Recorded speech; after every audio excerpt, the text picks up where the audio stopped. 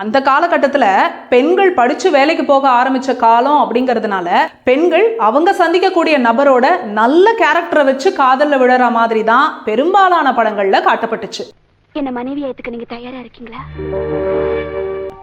என்ன பதிலே இல்ல. இந்த காலகட்டத்துல காதலர்களுக்கு நடுவுல நடக்கிற ஊழல்களை அடிப்படையா வச்சும் முக்கோண காதல் கதை அடிப்படையா வச்சும் தான் பல படங்கள் வந்திருக்கு. அதே மாதிரி காதலன் இல்லைன்னா காதலிக்காக தன்னோட காதலை தியாகம் பண்றது, இல்ல தன்னோட சுத்தி இருக்கிறவங்களுக்காக தன்னோட காதலை தியாகம் பண்ற மாதிரியான படங்களும் வந்துச்சு.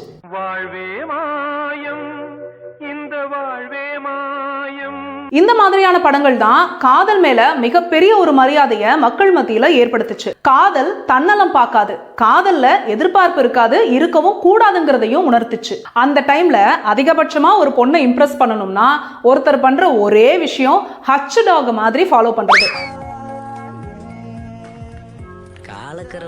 சாமி ஊர்வலத்துல பின்னுக்கு போற ஜெனரேட்டர் மாதிரி இதுல நாவே.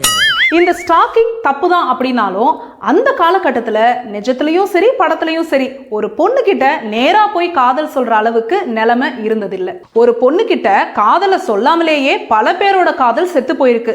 அதையும் காதல் ஓவியம், ஒரு தலை ராகம், இதயம் மாதிரியான படங்கள் காட்டி இருந்துச்சு.